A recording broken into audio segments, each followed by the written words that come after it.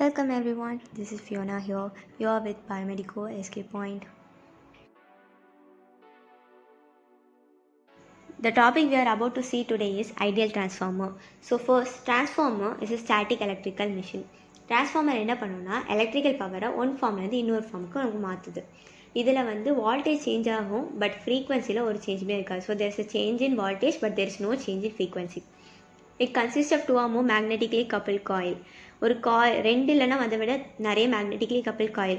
Similar நம்ம linear டிரான்ஸ்ஃபார்மருக்கு என்ன எழுதணுமோ அதே தான் இங்கேயும் எழுத போகிறோம். ஸோ இங்கேயும் டைரெக்டாக ப்ரைமரி வைண்டிங்னு சொல்லக்கூடியது என்னென்னா வால்டேஜ் சோர்ஸில் வவுண்டாக இருக்கும். செகண்டரி வைண்டிங்னு சொல்லக்கூடியது லோடில் வவுண்டாக இருக்கும். So next, ideal transformer is transformer with no losses. இந்த ஐடியல் டிரான்ஸ்ஃபார்மர் நம்ம யூஸ் பண்ணுறது மூலமாக நமக்கு ஒரு லாஸுமே இருக்காது. ஏன்னா இதோடைய கோரில் இன்ஃபைனைட் பெர்மியபிலிட்டி இருக்கும்.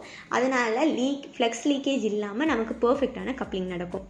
நெக்ஸ்ட் இதோடைய செல்ஃப் இண்டக்டன்ஸ், அதாவது போத் ப்ரைமரி அண்ட் செகண்டரி வைண்டிங்குடைய செல்ஃப் இண்டக்டன்ஸுமே காயிலுடைய நம்பர் ஆஃப் டர்ன்ஸோடைய ஸ்கொயருக்கு டைரக்ட்லி ப்ரொபோர்ஷனலாக இருக்கும். ஸோ ஃபர்ஸ்ட் இதோடைய டர்ன் ரேஷியோன்னு சொல்லக்கூடியதை நம்ம ஏன்னு டிட்டர்மைன் பண்ணிக்கலாம். இதோடைய ரிலேஷன்ஷிப் நம்ம எப்படி கொடுத்துருக்கோம்னா L2 / L1 is equal to N2 square divided by N1 square is equal to A2 square. அது L2 divided by L1, not L2 divided by L2. So A is equal to N2 divided by N1 நமக்கு கிடைக்கும். இதுக்கு பிறகு நம்ம ideal டிரான்ஸ்ஃபார்மருடைய coefficient எடுக்கும்போது எப்போவுமே K is equal to 1 நம்ம assume பண்ணியிருக்கோம். So that N1 to N2 உடைய ரேஷியோ 1:A இருக்கும். நெக்ஸ்ட் நமக்கு என்ன ரெண்டு டிரான்ஸ்ஃபார்மர் இருக்குது, VS இருக்குது, அது ப்ரைமரி வவுண்டிங், ZL நம்மளுடைய லோட் செகண்டரி வவுண்டிங். இதோடைய கரண்ட் ஃப்ளோ I1 I2 இருக்குது.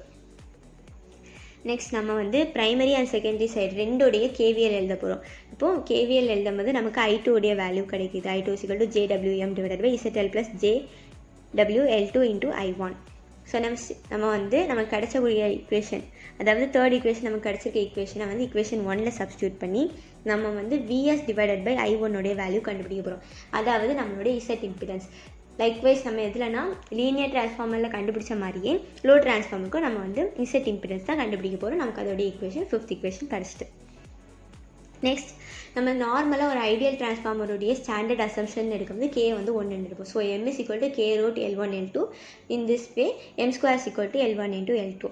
So now M square is equal to L1 into L2. இதை தூக்கி நம்ம எங்கே பண்ண போகிறோம்னா ஈக்குவேஷன் நம்பர் 5ல் சப்ஸ்டியூட் பண்ண போகிறோம்.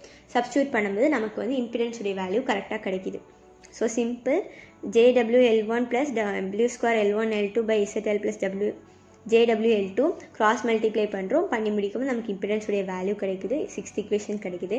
நெக்ஸ்ட் இதில் நம்ம ஸ்டார்டிங்கில் கண்டுபிடிச்சது, that is L2 divided by L1 is equal to A squareனு கண்டுபிடிச்சோம். அதை நம்ம எப்படி எழுதிக்கலாம்? L2 is equal to A square into L1 எழுதிக்கலாம். இதை நம்ம ப்ரீவியஸ் ஈக்குவேஷனில் சப்ஸ்டியூட் பண்ணும்போது நமக்கு impedance N1 square divided by N2 square into ZLனு கிடைக்கும்.